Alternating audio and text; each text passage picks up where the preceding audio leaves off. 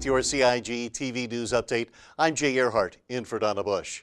In our top story today, the Government of the National Unity presented its first strategic policy statement, also known as the SPS.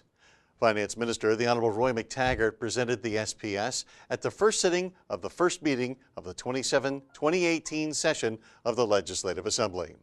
The document sets government's targets for the next 3 financial years. In remarks during a motion to pass the statement, Premier, the Honorable Alden McLaughlin, laid out the strategic objectives of his second administration. The Premier also spoke about related policies, programs, and projects. Among notable highlights was a move to increase poor relief payments, as well as those to the seamen and the veterans. The government will be fulfilling the promises made during the election campaign concerning improvements to social service assistance. Firstly, we will increase the ex gratia poor relief payments made to Caymanians who are challenged to provide for themselves, either because of physical disability, advanced age, or mental incapacity. Presently, they receive a stipend of $550 per month, and we will increase this to $650 monthly from January 2018, and then to $750 in January 2019. I would add that we were initially looking to provide a higher amount, but an additional $1,200 per year per person is what was found to be affordable and sustainable, Mr. Speaker. However, it is worthwhile noting that government also assists these individuals in many other ways, with medical costs, utilities, and other benefits as well. In this financial year alone, some $125 million will be spent on social service needs.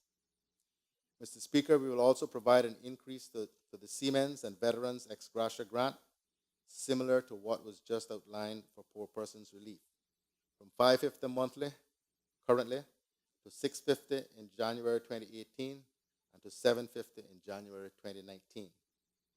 Many of our elderly seafarers have no pension and rely every month on this stipend. I know, Mr. Speaker, this is something you campaigned on, and I am glad that we have been able to provide an increase, albeit not to the level you sought. But again, as we start to get into the next budget review, we will look at this again for the 2020-2021 budget. And I will point out that government does also provide health insurance for seamen and veterans, so the assistance provided is much more than the ex gratia payment. And, Mr. Speaker, we also promised to assist civil service pensioners who served our country for many years, but who are now retired in Cayman and receive a sum that is less, in some cases far less, than what is provided for poor relief. We promised during the election campaign to correct this, and so the next budget will provide an additional ex gratia stipend to supplement the pension for retired civil servants with more than 10 years tenure and who reside in the Cayman Islands. The aim is to ensure that they receive a combined sum, pension, and ex gratia payment that is no less than paid for poor relief payments noted previously. That is a minimum sum of $650 per month from January 2018 and $750 per month from January 2019. Before the sitting began, members of the Legislative Assembly began with a devotional service.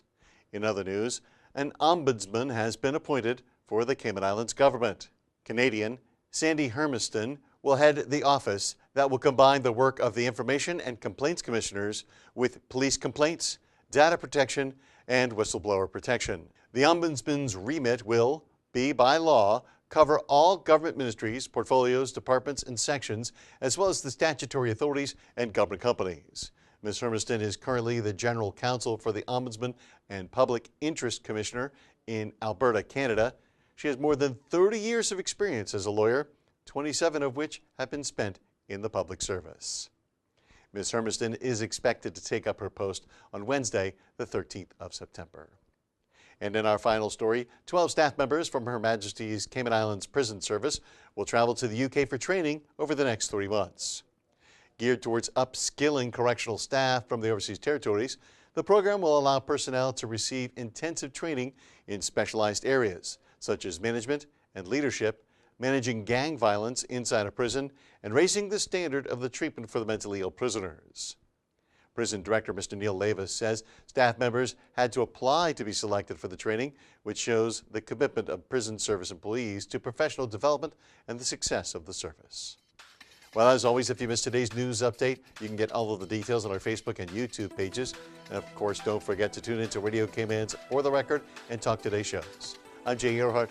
Thanks for watching.